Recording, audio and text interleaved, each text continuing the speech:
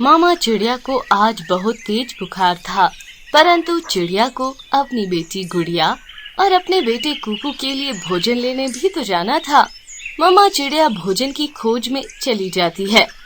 मम्मा चिड़िया इधर जाती कभी उधर जाती, परंतु मम्मा चिड़िया को तो भोजन मिल ही नहीं रहा था। मम्मा चिड़िया को बहुत ज्यादा चक्कर आते हैं और वे ऊंचाई से गिर जाती है और ऊंचाई से गिरने के कारण मम्मा चिड़िया के पंख टूट जाते हैं और मम्मा चिड़िया की एक टांग भी टूट जाती है और मम्मा चिड़िया बेहोश हो जाती है। कुछ देरी के बाद कबूतर वहाँ से गुजर रहा होता है कि उसकी नजर रानो चिड़िया पर पड़ जाती है।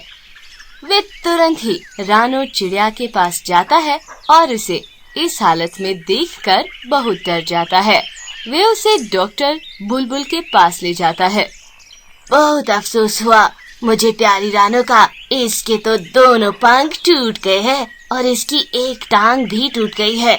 मुझे तो लग रहा है कि कुछ ही देर में ये भी मर जाएगी।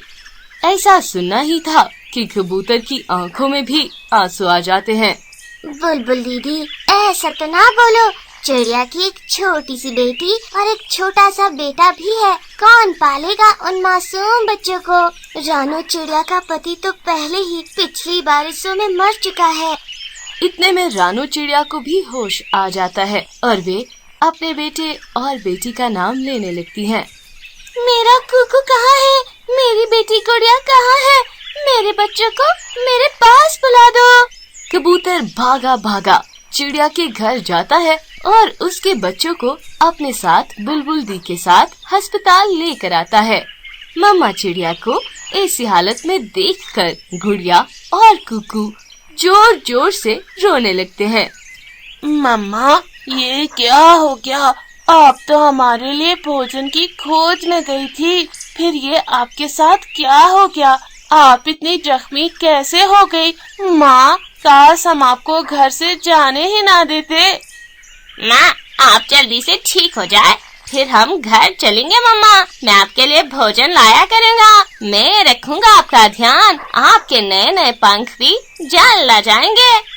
बच्चों, मेरे पास समय नहीं है, मुझे माफ कर दो। आप एक दूसरे का बहुत ध्यान रखना और एक दूसरे का साथ कभी ना छोड़ना। कुकू, आप बड़े होकर आप गुड़िया का ख्याल रखना। मेरे जाने का समय हो गया है। ऐसा कहते हुए मम्मा चिड़िया अपनी आंखें बंद कर लेती हैं। कुकू और गुड़िया जोर जोर से रोने लगते हैं।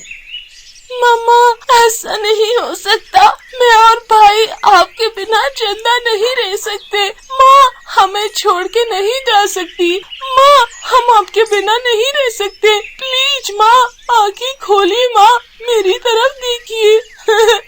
कुकू और गुड़िया बहुत रोते हैं। फिर कबूतर चाचा उन्हें उनके घर छोड़ आता है। वे बहुत रो रहे थे।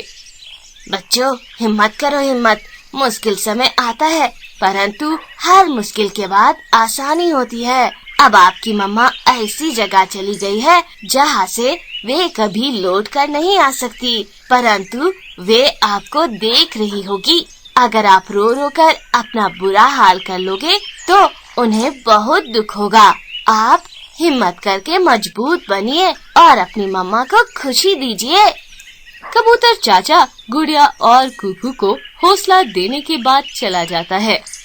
रोते रोते दोनों बहन भाई सो जाते हैं और फिर अगले दिन सुबह सवेरे उनकी आंख खुलती है। कुकू गुड़िया की तरफ देखकर काफी देर तक देखता रहता है। गुड़िया भी उसे देखती रहती है, परंतु दोनों भाई और बहन कुछ भी नहीं कह रहे थे।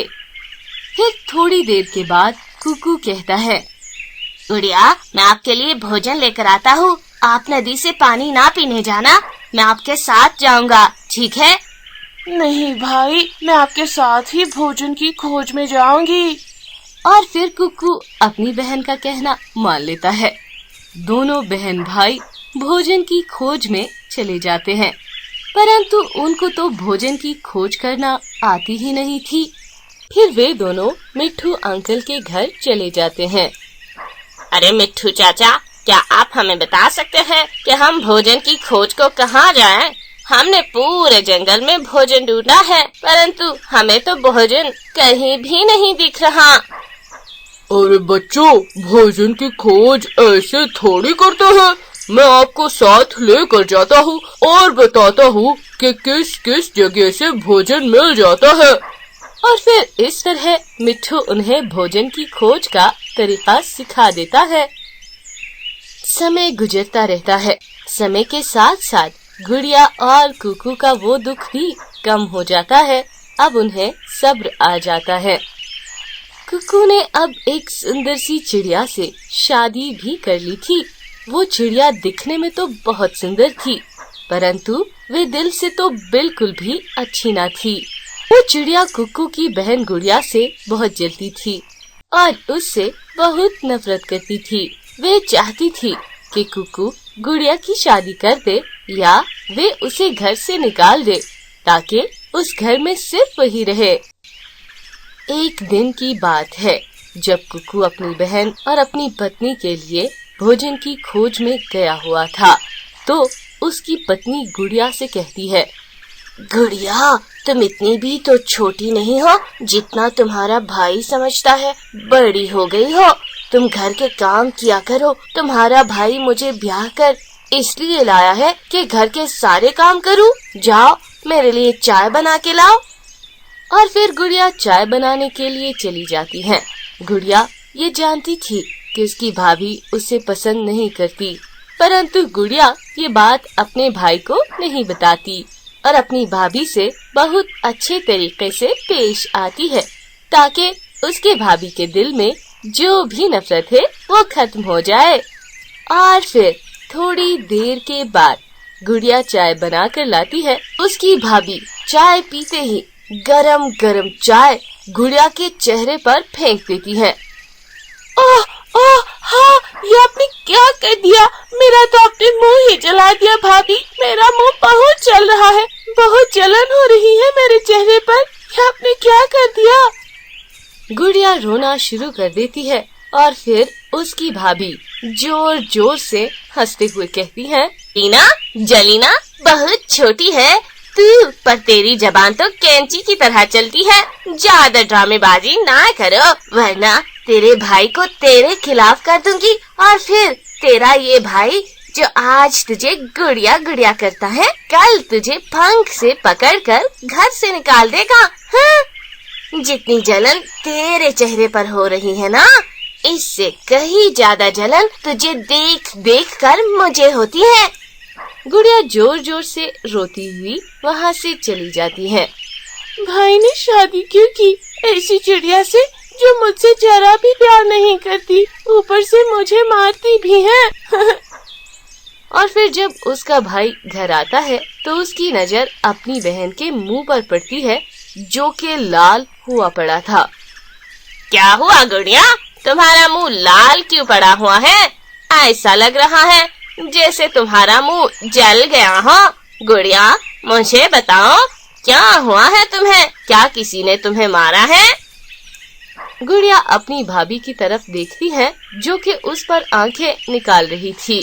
फिर गुड़िया कहती है, अरे भाई कुछ नहीं, बस वो चाय बनाते हुए थोड़ी सी चाय मुझसे गिर गई और उसके छींटे मेरे चेहरे पर आ गए। अरे कुकू जी, बात सुनिए, आपकी बहन को कोई काम नहीं आता। चाय बनाते समय भी अपना मुंह जला लिया। आप मेरी बात मान ले, इसकी शादी कर ले। वैसे भी अब ये बड़ी हो गई है, आप तो इससे ऐसा प्यार करते हैं जैसे ये सच में कोई गुड़िया हो। अरे रे नहीं नहीं, अभी ये छोटी है, अभी मैं इसकी शादी नहीं करूँगा। और हाँ, तुम इन बातों से दूर रहो। ये मेरा और मेरी बहन का मामला है, इसमें तुम्हारा कोई काम नहीं और तुम्हें बोलने का कोई अधिकार मैंने नहीं दिया। हाँ।